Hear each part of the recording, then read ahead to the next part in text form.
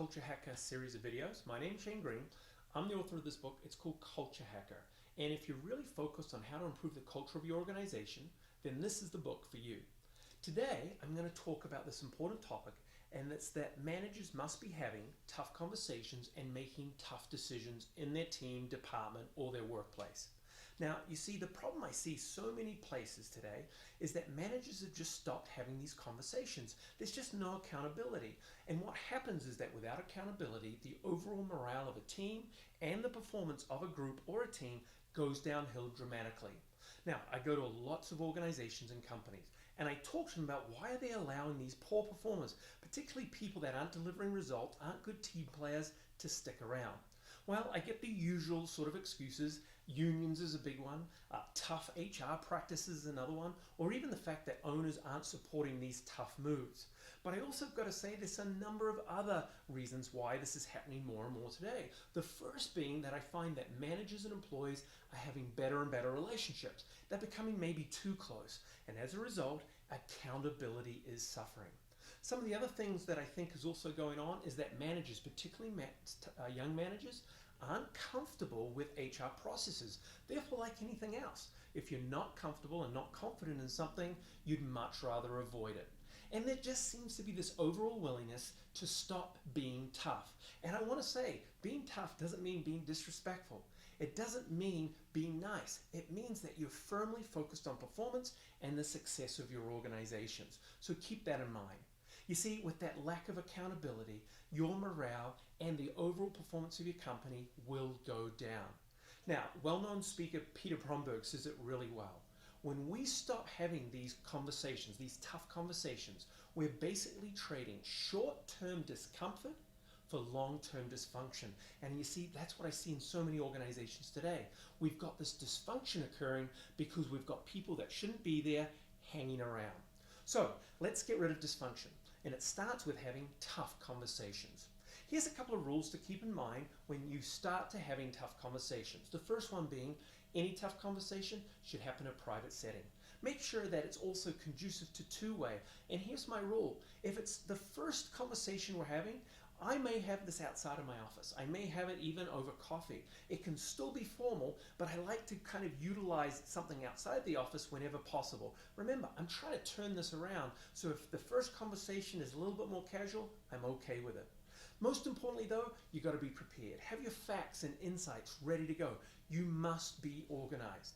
Now, when you start up the conversation, what I always want to do is to reinforce achievements, contributions, and even their strengths. Make them feel good. As I said, you want to turn this performance and this person around. Now, what I always do next is then ask them to assess their own performance. What areas could they be doing better at? You'll be surprised. People are pretty self-aware these days. Many times they'll tell you exactly what's going on. And in fact, rather than hearing you give them a lecture about performance, they're able to give themselves their own lecture, taking a lot of pressure away from you. But what if they're not? What if they're not aware of some of the issues going on? This is where you step in. As the manager or owner, you've got to tell them what you need from them, what needs to be improved, and what the expectations are moving forward. And remember this, whenever you're having a serious conversation, always document it. Always make sure you can refer back to it later on.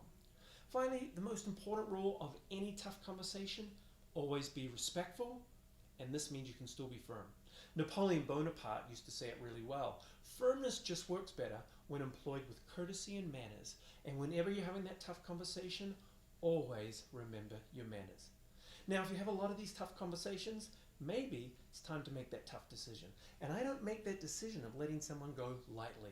But let's face it, some of your employees may be just better as customers. So, all the rules I just laid out, when it comes time to let someone go, still apply. But the thing that you've got to add on is organization. Be organized with the person's last check. Be organized and know what equipment you need to get back from them. Be organized to be able to remove access, whether it's from computer files or unfortunately sometimes even from the building. The most important thing is remember, be organized when you make that decision.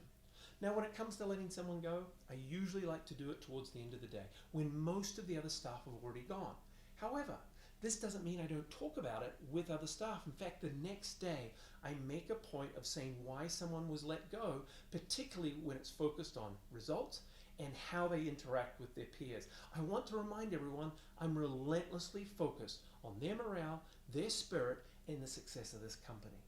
Now, I want to leave you with one of my sort of favorite quotes of all time. Ex-GE CEO Jack Welch. He says that his main role was to water and nourish his top people. He also said he had to pull a few weeds out every now and again. You see, it's the same with you.